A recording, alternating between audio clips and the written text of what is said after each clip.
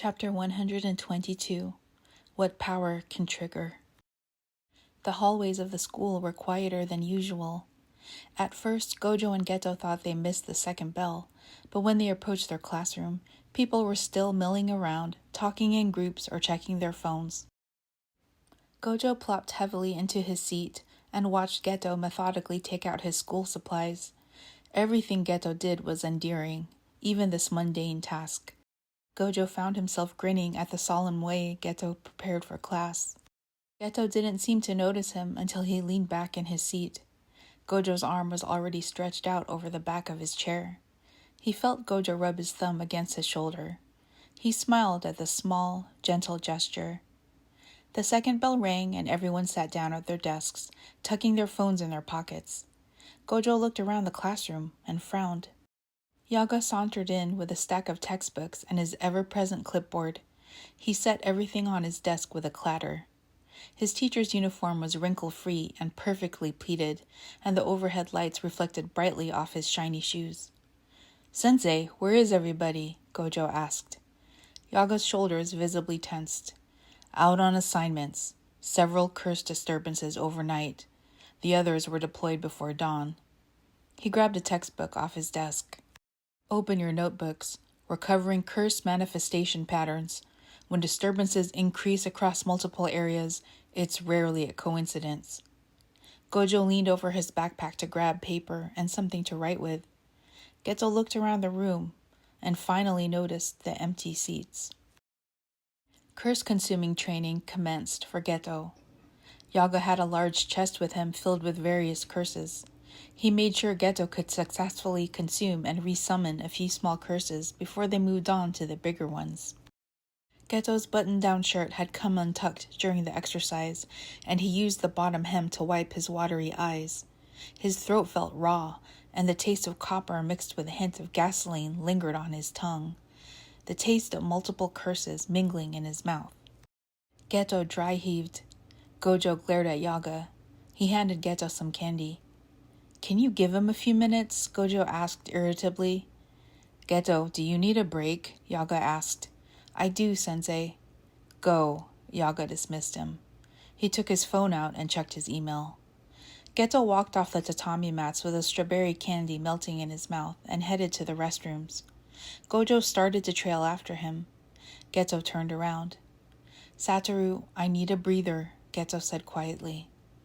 Gojo stopped in his tracks, trying not to look dejected. "Oh, yeah, sure. I just wanted to make sure you were okay." "I am." Geto tried to give him a reassuring smile before he exited the training room. He placed his palms on the edge of the cold marble sink and looked at himself in the restroom mirror. The dim lighting accentuated the dark circles under his eyes. His bun was loose and tendrils were hanging in his face. His thin lips were pale and his cheeks looked a little hollow. "I hate this," Geto thought, running his fingers over his lips.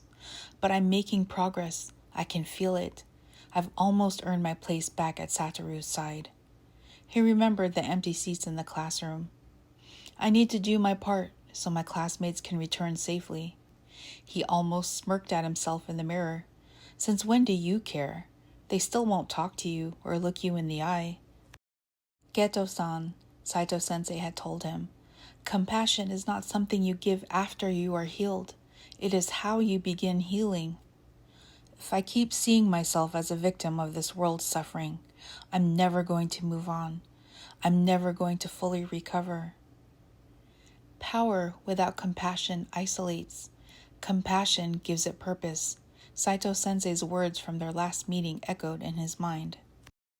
Geto rinsed his mouth and splashed cold water on his face, determined to conquer the next task Yaga would give him.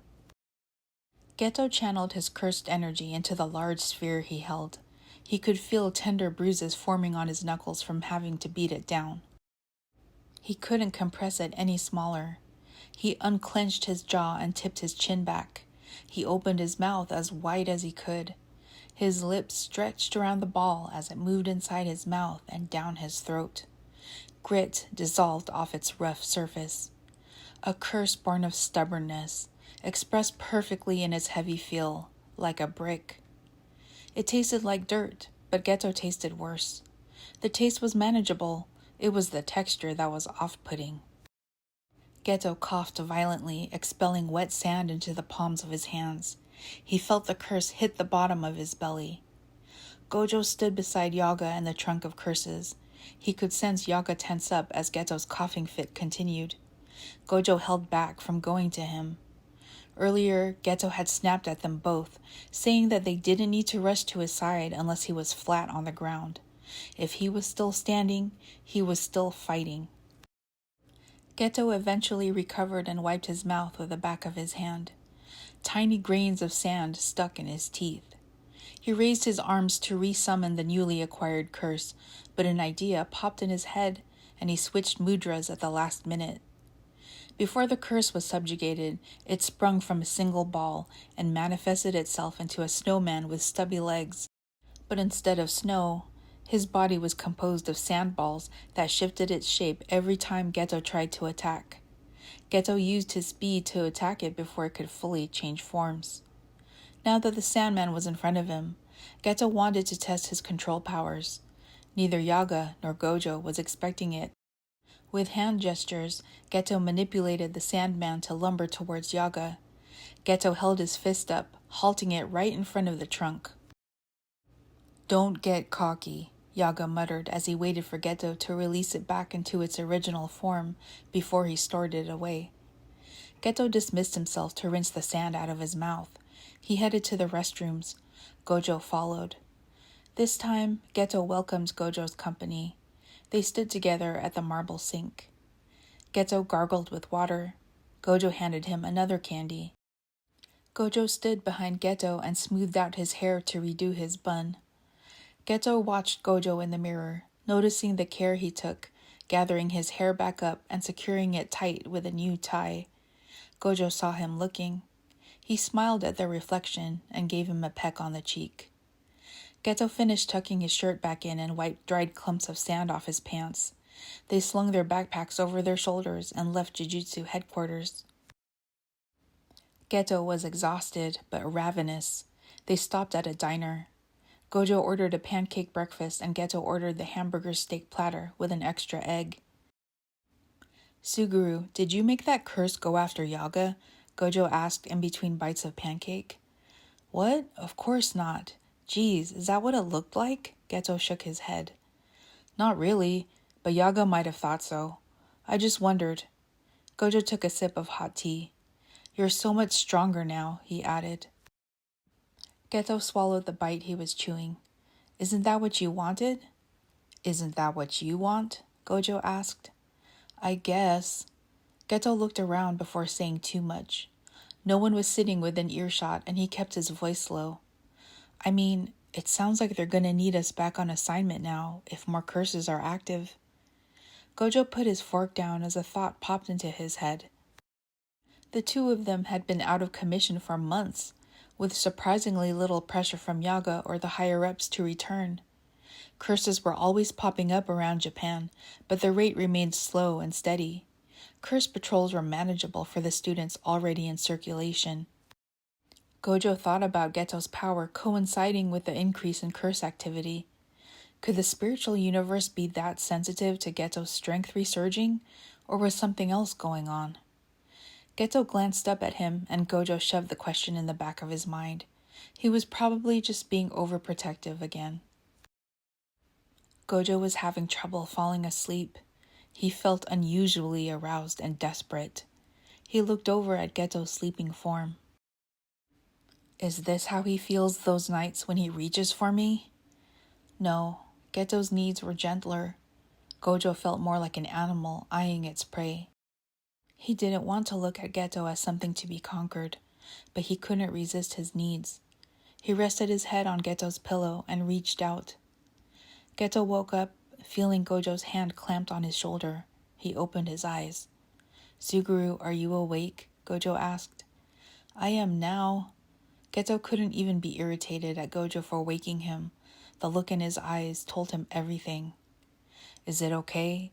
You don't even have to move." Geto had fallen asleep on his stomach. His rear end was practically gift wrap for Gojo. He managed to give him a sleepy smile.